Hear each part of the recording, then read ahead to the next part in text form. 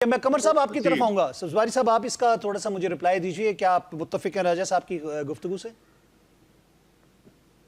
नामदू नसल्ली व नसल्लिम अला रसूलिल करीम आऊज़ु बिल्लाहि मिनश शैतानिर रजीम बिस्मिल्लाहिर रहमानिर रहीम अम्मा बाद।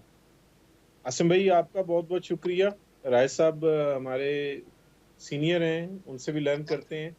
और जहां तक सवाल है कि कल की वजाहत और जिसका लफ्ज भी लिखा गया है और क्लैरिफिकेशन ही वो गैर जरूरी, और उसकी जो टाइमिंग मॉडर्न मैनर को हम छोड़ देते हैं। राजा साहब ने उस पर भी वैसे नजर डाली है, लेकिन टाइमिंग भी उसकी आप देख लीजिए।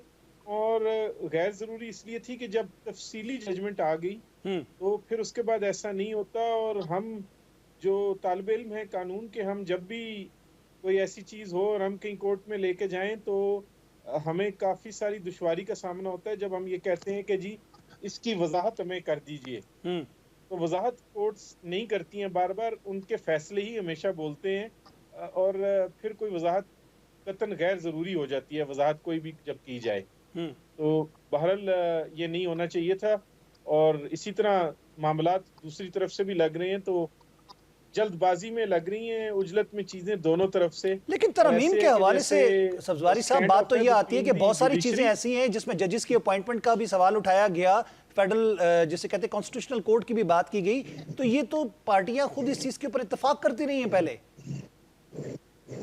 तो सर मैं आपको सुन नहीं पा रहा हूँ, कोई थोड़ा मुझे थोड़ी सी आवाज मैंने कहा ये जो पॉइंट्स हैं जी। तरमीम के अंदर, जो 26वीं तरमीम की बात की जा रही है जिसमें कहा जा रहा है बड़ी उजलत है, तो आप ये देखते हैं कि पहले भी पार्टीज इस बात पे मुत्तफिक थी कि फेडरल कोर्ट एक होनी चाहिए कॉन्स्टिट्यूशनल, क्योंकि आईनी मामलात के अंदर लोगों की जो इंसाफ की फरामी है वो रुक जाती है। और दूसरा ये कि जजेस की अपॉइंटमेंट के ऊपर भी सवालात उठे हैं कि किस तरीके से करना चाहिए, और ये बार बार हमारी जमातें बोलती रहीं।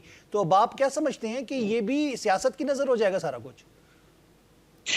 असम भाई, लगता तो अब ये है ना कि जी यहाँ पर भी जो स्पेसिफिक हो रही है वो भी कोई कुछ किसी एक शख्सियत का या शख्सियात का रास्ता रोकने के लिए हो रही है, हम्म। बजाय इसके कि वो अवाम की फलाह बहबूद के लिए हो सके। चूंकि जब भी लेजिस्लेशन होगी, कॉन्स्टिट्यूशनल लेजिस्लेशन होगी या ऑर्डिनरी लेजिस्लेशन होगी जो पार्लियामेंट मुकन्ना करती है,